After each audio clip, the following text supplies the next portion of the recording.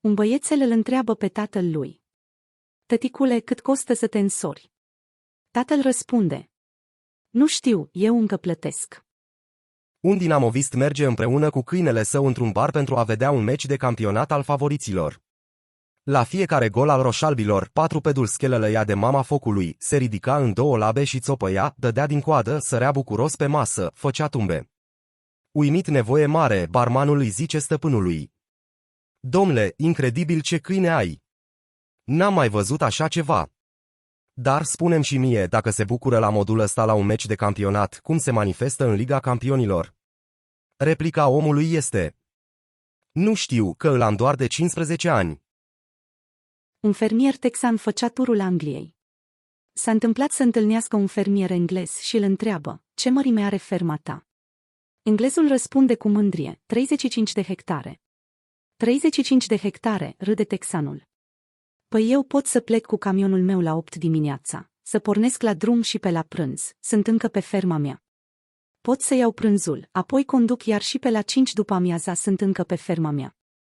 A, da, zice englezul, dând din cap compasiune. Am avut și eu o așa rablă de camion odată. La doctor. Puteți să-mi faceți un nas mai mic și mai frumos? Doamnă, din ce aveți acolo, vă fac și 3. Într-o școală se aude un zgomot teribil dintr-o clasă.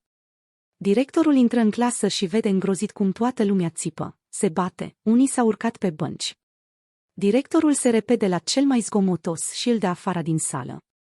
Se face dintr-o dată liniște. Unde este profesorul vostru? Tocmai l-ați dat afară.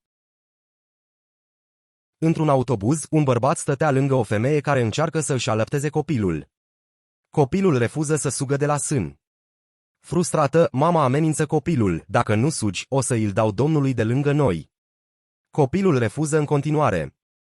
După 10 minute de eforturi nereușite de a-și alăpta copilul, femeia îl amenință din nou.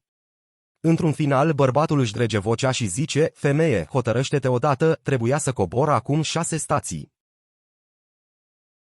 Pensionarii povestesc: Crăciunul e cea mai faină sărbătoare.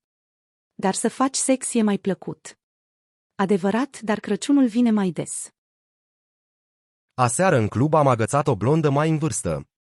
Arăta foarte bine pentru cei 60 de ani ai săi și m-am trezit gândindu-mă că probabil fiica ei arăta și mai sexy. Am băut puțin, ei bine, puțin mai mult, ne-am giugiulit și apoi i-am întrebat dacă am practicat vreodată dubla sportivului. Ce-i asta, am întrebat. Păi, faci dragoste și cu mama și cu fiica în același timp. Nu, n-am avut parte de așa ceva, i-am răspuns. Mi-a făcut cu ochiul și mi-a zis că asta e noaptea mea norocoasă. Ne-am dus apoi la ea acasă. Am intrat, ea a aprins lumina în hol și a strigat tare: Mamă, sper că nu te-ai culcat.